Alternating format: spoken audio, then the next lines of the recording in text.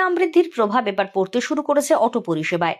সরকারিভাবে অটো ভাড়া না বাড়ালেও যাত্রীদের কাছ থেকে অতিরিক্ত ভাড়া নেওয়ার অভিযোগ উঠেছে বিভিন্ন রুটে।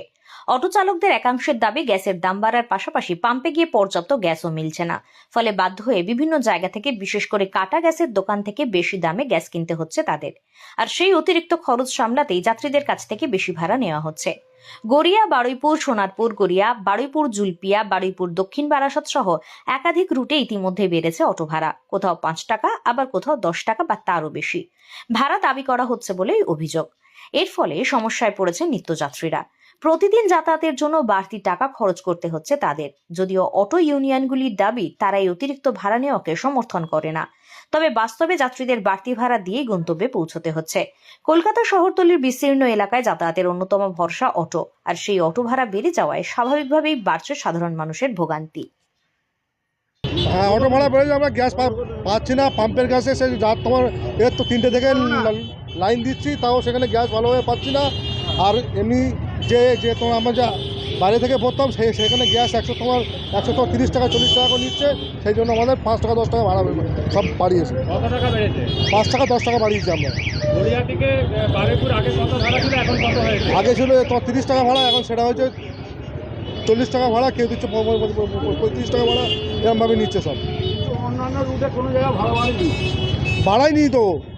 এটা কি ইউনিয়ন থেকে বাড়ানো হয়েছে না নিজেদের মতন করে বাড়ানো হয়েছে? আমরা আমাদের মতো বাড়ি ইউনিয়নে বাড়ায়নি, বাড়ায়নি, এখন বাড়াবে সব। সমস্যা পড়তে হচ্ছে তো। সমস্যা তো পড়তে গ্যাস অর্ধেক গাড়ি বন্ধ আছে। অ্যাডলাসে যান, গিয়ে সব দেখে নেবেন। অ্যাডলাসে চলে যান, ওখানে সব পেয়ে যাবেন। গাড়ি 400-500 গাড়ি এরকম লাইন দিয়ে দাঁড়িয়ে আছে। কেন এই সমস্যাটা হচ্ছে? গ্যাস পাচ্ছে না, ঠিক কীভাবে গ্যাস পাওয়া যাচ্ছে না? না, পাম্পেও গ্যাস পাওয়া যাচ্ছে না। পাম্পে গ্যাস তোমার 200 টাকার বেশি গ্যাস দেয় না পাম্পে। সারাদিনে কত টাকার গ্যাস লাগে? সারাদিনে পাম্পের গ্যাস হলে আমাদের 700 টাকার গ্যাস লাগবে। 700 টাকার গ্যাস লাগবে, কিন্তু দিচ্ছে 200 টাকা। তাহলে একবেলাও তো গাড়ি চালাতে পারবে না। তাহলে সেখানে কি সমস্যা হচ্ছে? সমস্যা গাড়ি বন্ধ করে দিয়ে আমার দাঁড়িয়ে যাচ্ছে। গাড়ি বন্ধ করে দিয়ে বাড়ি যাচ্ছি আমরা। আপনার নাম? আমার নাম বাবু। যাতায়াত করছে ওই জুলপিয়া থেকে। কত টাকা আগে ভাড়া ছিল? আগে 17 টাকাই ছিল, এখন কত টাকা নিচ্ছে? 25 টাকা। আপনার নাম? সবিতা পরামানিক। আমরা ইচ্ছাকৃতভাবে বাড়াতে চাই না, কারণ আমরা যে সমস্ত ডিলারদের কাছ থেকে মানে যারা গ্যাস কাটা গ্যাস দেয়, তারা আমরা যে গ্যাস 70-75 টাকা করে কিনতাম লিটার, সেই গ্যাস বর্তমানে ওই যারা আমাদের কাটা গ্যাস দিচ্ছে, যে ডিলারশিপরা, তারা এক একজন এক এক রকম নিচ্ছে। লিটারে কেউ নিচ্ছে 130 টাকা, কেউ নিচ্ছে 120 টাকা, কেউ নিচ্ছে 150 টাকা। যার জন্য বাধ্য হয়ে আমরা প্যাসেঞ্জারকে যে মানে অত্যাধিক গ্যাসের মানে লিটারে গ্যাসের দাম বৃদ্ধির জন্য আমরা চেয়ে নিচ্ছি যে অন্তত 5 টাকা করে আমাদের ভাড়া এক্সট্রা দিন। প্যাসেঞ্জাররা কেউ ইচ্ছা করে দিচ্ছে, কেউ আবার আপত্তি করছে, কেউ আবার উঠছে না, যেটা হয় ভাড়া বেশি যেতে পারবো না, এরকম হচ্ছে। কোন রুটে চলে? আমরা জুলপিয়া টু আমতলা। আগে কত ভাড়া ছিল? আগে ছিল মানে এই জুলপিয়া থেকে বারুইপুর থেকে জুলপিয়া পর্যন্ত 20 টাকা। এখন কত নিচ্ছে?